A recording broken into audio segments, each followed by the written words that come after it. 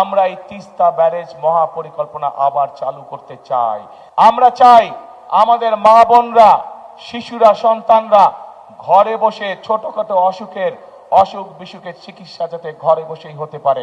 সেই জন্য সমগ্র বাংলাদেশে পর্যায়ক্রমিকভাবে আমরা 1 লক্ষ হেলথ কেয়ারার নিযুক্ত করতে চাই। তাদের কাজ হবে গ্রামে গ্রামে ঘরে ঘরে গিয়ে মা বোনদেরকে, শিশুদেরকে যে সকল অসুখ বিসুখ ঘরে বসে ঠিক করে দেওয়া যায়, হাসপাতালে যাওয়ার প্রয়োজন হয় না, সে মা বোনদেরকে সেই চিকিৎসা সুবিধা তাদেরকে ঘরে পৌঁছে দিতে চায়।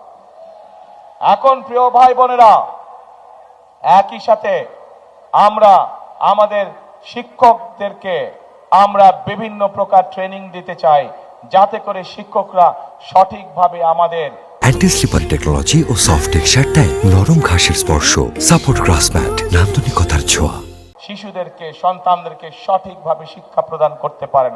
এই জন্য প্রাইমারি স্কুল সহ সেকেন্ডারি স্কুলে, হাই স্কুলে যে শিক্ষক আছে, ধীরে ধীরে পর্যায়ক্রমিকভাবে প্রত্যেক শিক্ষকের কাছে আমরা একটি করে কম্পিউটার পৌঁছে দিতে চাই, যেই কম্পিউটারের মাধ্যমে তারা নিজেরা ট্রেনিং প্রাপ্ত হবেন এবং যেই কম্পিউটারের মাধ্যমে তারা তাদের শিক্ষার্থীদেরকে তারা শিক্ষা দিতে পারবেন।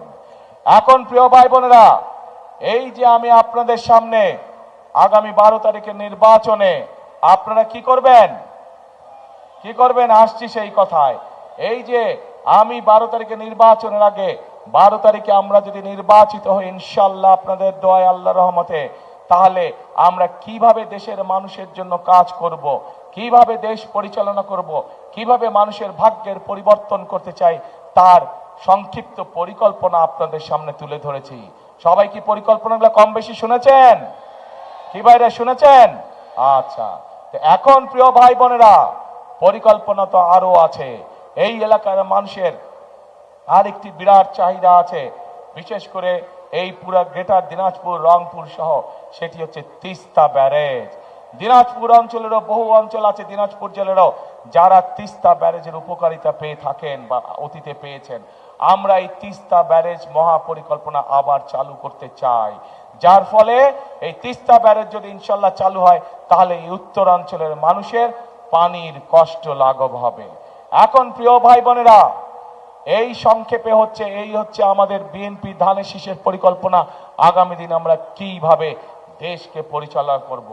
এখন প্রিয় ভাই বোনেরা, কিন্তু দেশকে যদি সামনের দিকে এগিয়ে নিয়ে যেতে হয়, তাহলে জনগণের, এই দেশের যারা মালিক, সেই মালিকের সহযোগিতা ছাড়া, সমর্থন ছাড়া এটি সম্ভব নয়। আমার জানতে ইচ্ছা করছে, এই দেশের মালিক কারা? এই দেশের মালিক? জি, জনগণ। এই যে আপনারা লক্ষ লক্ষ মানুষ সামনে দাঁড়িয়ে আছেন, আপনারা হচ্ছেন এই দেশের মালিক। এখন এই দেশের মালিকের কাছে আমি জানতে চাই যে, প্রিয় মালিক, এই দেশের বাংলাদেশের মালিক, একটি রাজনৈতিক দল হিসাবে আমরা আপনাদের সামনে পরিকল্পনা উপস্থাপন করেছি কি করতে চাই। মালিকের কাছে আমি এখন জানতে যাচ্ছি যে আপনাদের কি পরিকল্পনা 12 তারিখে? পরিকল্পনা কি নিয়েছেন আপনারা? কি করবেন 12 তারিখে? কি করবেন? বুঝি না। কি ধানের শেষ? ধানের শেষ